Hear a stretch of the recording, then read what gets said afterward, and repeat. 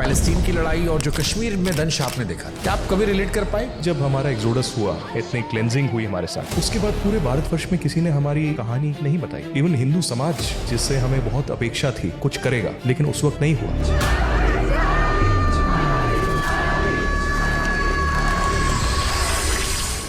Kashmir files सिर्फ 5% या 10% है कि जितना कश्मीरी पंडितों के साथ हुआ। हमारे लोग मर रहे हैं सर।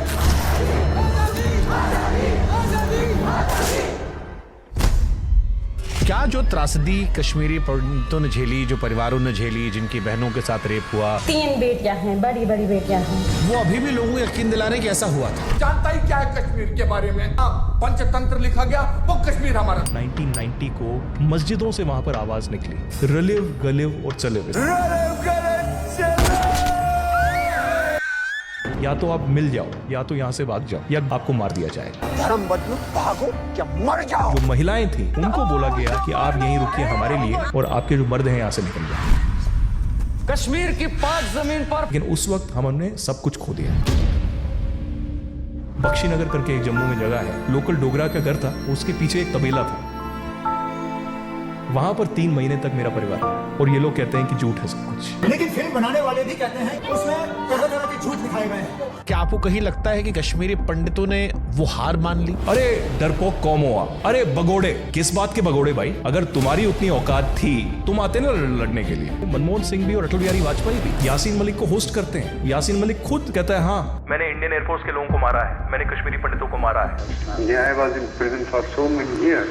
कि हमारे जो सिख भाई हैं, उनके साथ इतनी बड़ी त्रासदी हुई 84 में, उसके केसेस अगर आज भी चल सकते हैं 40 साल के बाद, तो कश्मीरी हिंदुओं के लिए क्यों नहीं हो सकता? कौन ऐसे लोग थे जो अलगाववादियों को प्रोत्साहन देते थे? क्या ये आईबी के कुछ लोग थे? क्या ये इंडिया की इंटेलिजेंस के कुछ लोग थे? ऐसा हो सकता है? पैलेस्टीन से लेकर सिखों तक की बात कर रहा हूं, उन्हें कम से कम विक्टिम तो मानते हैं। क्या मैं उस कश्मीरी मुसलमान यंग लड़के को कन्विंस करूं जिसने कश्मीरी पंडित देखे ही नहीं है कि कोई भी डॉक्टर या नर्स किसी भी काफिर का इलाज नहीं करेगा? उसको पिछले 20 साल से बताया गया है कि ये तो जिहाद है, आपको लड़ना है। क्या मैं सरकार को कन्विंस करूं कि भाई हम विक्टिम हैं आतंकवाद के, मेरे साथ ये हुआ है, मेरे समुदाय के साथ लोगों को मारा गया है, हमारे मंदिर तोड़े गए हैं, हमारे शिवलिंग लेक्स में बहा दिए गए हैं पूरी तरीके से।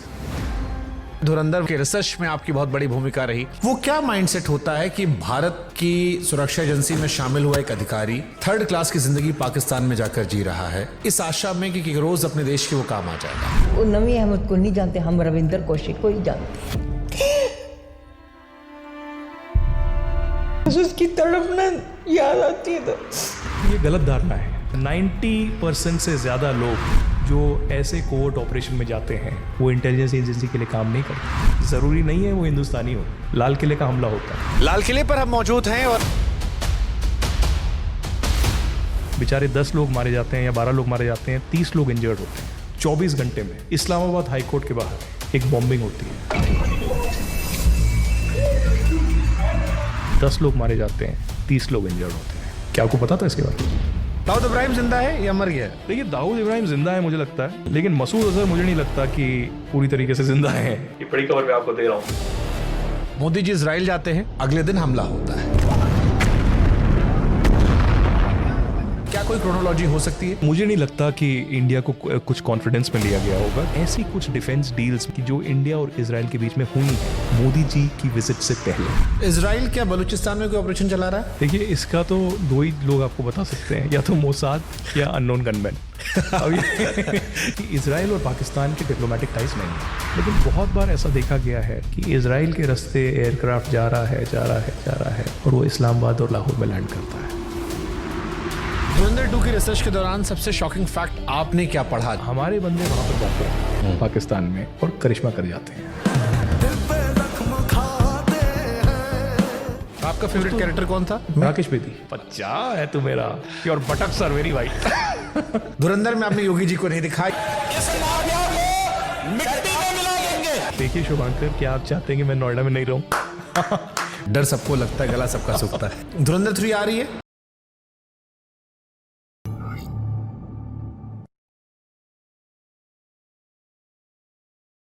कुछ लोग खबरें कवर करते हैं और कुछ ऐसे होते हैं जो इतिहास के सबसे अहमियत रखने वाले पलों के गवाह बनते हैं। मेरे साथ जो आज मेहमान हैं, उनकी कहानी भी ऐसी ही है। कश्मीर की सर्द हवाओं, पलायन के दर्द और सरहद की सच्चाई से होकर गुजरती है। चाहे 26/11 की परतें खोलनी हो, आर्टिकल 370 के बाद की जमीन को समझना हो, या फिर ईरान इजराइल युद्ध को ग्राउंड जीरो पर खड़े होकर कवर करना हो, यह हर बार वहां करीब रहे हैं। और अब जब पर्दे पर धुरंधर जैसी कहानी निकल कर आई है, तो उस कहानी के पीछे भी जो असली रिसर्च है, सच्चाई है, वो भी इनकी समझ से होकर गुजरी है। इसलिए आज इनके साथ हम सिर्फ सवाल जवाब नहीं करेंगे, बल्कि उन सच्चाइयों को समझने की कोशिश करेंगे, उन अनछुए पहलुओं को जानने की कोशिश करेंगे जो शायद सिर्फ कहानियों में निकल कर नहीं आते। मेरे साथ मेरे पूर्व सहयोगी आदित्य राजकौल। नमस्कार शुभांकर, बहुत अच्छा लग रहा है आपके साथ। एनडीटीवी में हमारी मुलाकात यूं नहीं हो पाई, यूं बैठकर लेकिन उसके बाद आपसे मिलना और आपकी फिल्म का जबरदस्त हिट हो जाना, आपको मुबारकबाद। बहुत बहुत धन्यवाद। किसी ने सोचा नहीं था कि ऐसा होगा, बट हम कॉन्फिडेंट थे कि अच्छी चलेगी फिल्म। बट इतना सैलाब आ जाना और एक सुनामी हो जाना और पूरे भारतवर्ष की सबसे बड़ी फिल्म बनना, ये तो एक इतिहास ही है। आदित्य का कॉम्बिनेशन, मैं तो कहूँगा आदित्य दर का ही कॉम्बिनेशन है। मैं एक छोटा सा सिपाही हूँ और मेरे बड़े भाई हैं, और बहुत अच्छा जितना छोटा मोटा मेरा सहयोग था वो इस फिल्म का था बिल्कुल। लेकिन आदित्य दर का जो विजन था ग्लोबल सिनेमा, इंडियन सिनेमा को ग्लोबल सिनेमा की बर्थ पर लाना, तो वो बहुत बड़ा एक कॉन्ट्रीब्यूशन पूरे उनके लिए या उनके प्रोडक्शन हाउस के लिए नहीं, पूरे भारतवर्ष के लिए है। क्योंकि आप भी कश्मीर से आते हैं, आदित्य धर भी कश्मीर से ही शायद आते हैं जी। हाँ, तो इस पॉडकास्ट को हमने 4 हिस्सों में बांटा है। एक हिस्सा हमने कश्मीर रखा है, क्योंकि कश्मीर का जिक्र भी फिल्म में रहा।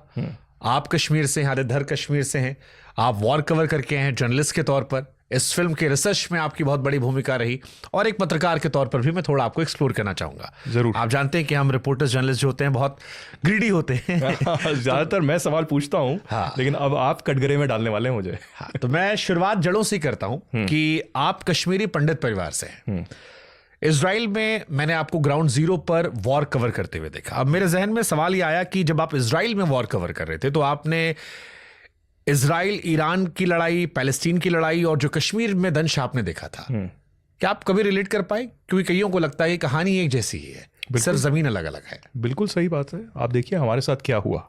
1990 में मैं करीबन 1 साल का भी पूरी तरीके से नहीं था जब मैंने पलायन देखा, जब मैंने देखा कि कैसे आतंकवादियों ने, इस्लामिक कट्टरपंथियों ने पूरी तरीके से कश्मीरी हिंदू समुदाय के लोगों को मारना चालू किया। और उसके बाद जब हमारा एक्सोडस हुआ, वहाँ से हमको जबरन निकाला गया, जिसको बहुत लोग जेनोसाइड कहते हैं, एथनिक क्लेंजिंग हुई हमारे साथ। उसके बाद पूरे भारतवर्ष में किसी ने हमारी जो है कहानी नहीं बताई। इवन हिंदू समाज, जिससे हमें बहुत अपेक्षा थी कि कुछ करेगा, लेकिन उस वक्त नहीं हुआ। हाँ, ये भी है कि वहाँ का उस समय का जो इकोसिस्टम है, मीडिया का जो था या पॉलिटिशियंस का था, राजनेताओं का था, उन्होंने हमारी बात नहीं की, तो हो सकता है हिंदू समाज तक बात पहुँची भी नहीं। और अब जब मैं इजराइल गया, या फिर 2015 से मैं लगातार इजराइल जा रहा हूँ, पैलेस्टाइन जा रहा हूँ, मिडल ईस्ट ट्रैवल कर रहा हूँ, तो जो भी ह्यूमन ट्रेजेडीज़ वहाँ पर होती हैं, अगर किसी का गर्क होता है तो वो हिंदू, मुसलमान, ईसाई, सिख, जैन, बौद्ध, वो कोई भी हो, पहले तो वो इंसान है। और जब जब मैं रमल्ला गया, जब जब मैं पैलेस्तीन भी गया, तो मैंने देखा कि भारत की ओर बहुत ज़्यादा प्यार वहाँ पर फ़िलिस्तीन में भी और इजराइल में भी रहा है, हमेशा से रहा है। ये लोगों को शायद पता नहीं होगा। और 2015 की एक घटना है, बाद में शायद हम इसमें डिटेल में बात करें। मैं करीबन 24-25 साल का रहा हूँगा उस वक्त, और मेरे को बोला गया कि आपको प्रणब मुखर्जी जो राष्ट्रपति हैं हमारे, उनके साथ जाना है। और मैं बहुत एक्साइटेड था, तो मैं गया। और मैं सबसे पहले जैसे मैं जेरूसलम पहुंचा, मैंने एक फ़िलिस्तीनी ड्राइवर को पकड़ा और मैं सीधे रमल्ला चला गया।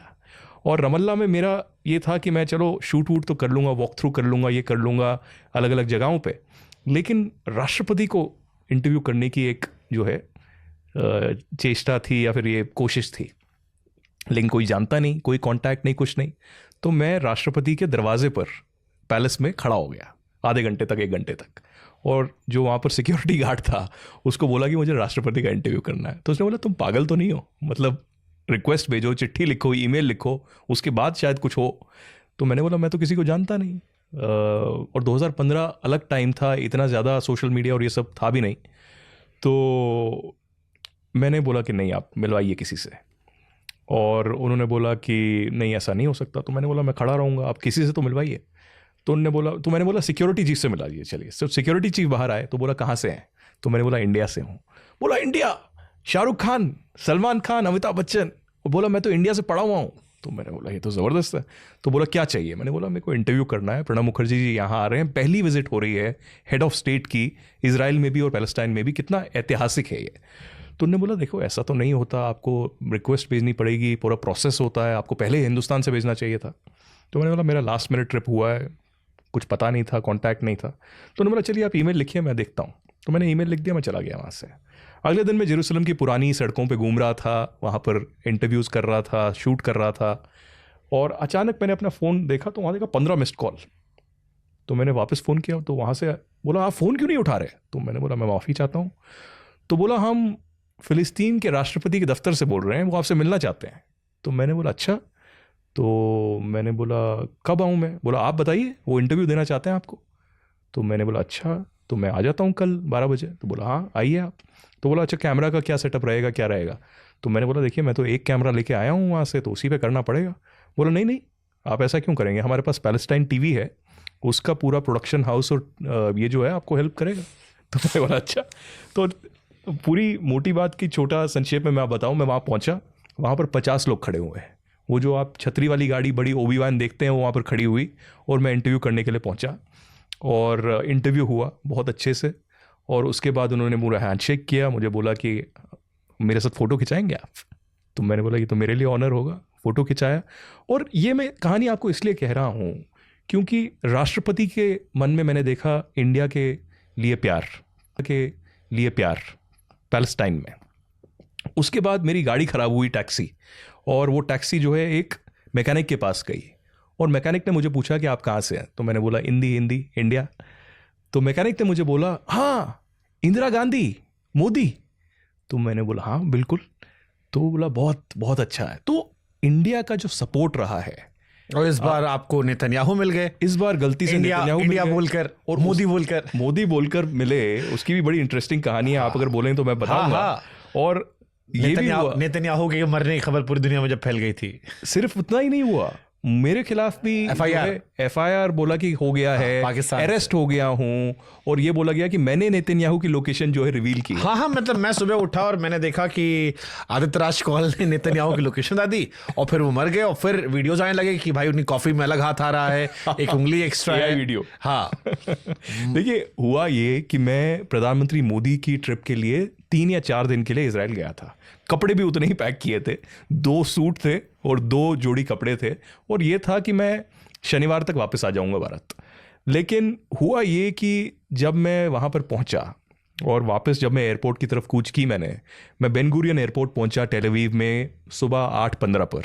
और जैसे ही मैं गाड़ी, आप बिलीव करिए, और इसमें बैक स्टोरी में मैं बता दूं, दफ्तर ने मुझे बताया कि आप फ्राइडे को वापस आ जाइए क्योंकि थर्सडे को विजिट खत्म हो रही है। तो मैंने कहा ठीक है, लेकिन मैंने सोचा कि सैटरडे को शबात है, और शबात जो है एक जूइश फेस्टिवल है जिसमें सब लोग घर पे रहते हैं, कोई इलेक्ट्रॉनिक किसी चीज़ पे हाथ नहीं लगाता, फ़ोन नहीं लगाता, परिवार के साथ रहते हैं। ये हर फ्राइडे और सैटरडे को होता है।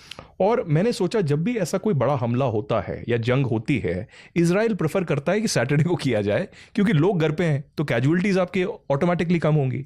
तो मैंने अपने दफ्तर को बोला कि देखिए फ्राइडे का मत कीजिए, एयर इंडिया की एक डायरेक्ट फ्लाइट सैटरडे को है, आप सैटरडे की कीजिए। अब जब मैं 8:15 पर जैसे ही एयरपोर्ट पहुंचा, गाड़ी से निकला और अचानक से सायरन बजने लगे, और मेरा एक वीडियो भी है, वो पहला वो एनडीटीवी पे वायरल हुआ कि मैं सोच रहा हूँ ये हो क्या रहा है। तो मैंने अचानक वीडियो ऑन किया, जर्नलिस्ट का थोड़ा सा इंस्टिंक्ट रहता है, और मेरी अटैची है, मेरा एक बैग है, और मैं टोपी पहन के ऐसे घूम रहा हूँ, कुछ रेडी भी नहीं हूँ लाइव के लिए। मैंने वीडियो रिकॉर्ड किया कि देखिए सायरन हो रहा है, हो सकता है कि जंग शुरू हो गई या कुछ ना कुछ हुआ है। और फिर मैं अंदर गया और उसी वक्त जो है जंग चालू हो गई। अब आपने नेतन्याहू की बात की, इसके बाद हुआ क्या कि मैं लगातार रिपोर्टिंग करता रहा। अब तो पता लग गया कि देखिए अब रुकना पड़ेगा, अब जा नहीं सकते। एयर इंडिया की फ़्लाइट जो आ रही थी वो यू टर्न करके वापस बम्बई चली गई, और ये बस स्पष्ट हो गया कि ईरान के खिलाफ अमेरिका ने और इजराइल ने एक जंग छेड़ दी है। पहले बोला प्रीएम्प्टिव स्ट्राइक है, लेकिन जंग शुरू हो गई थी। अब कुछ दिनों के बाद बेत शेमेश करके एक जगह है, वहाँ पर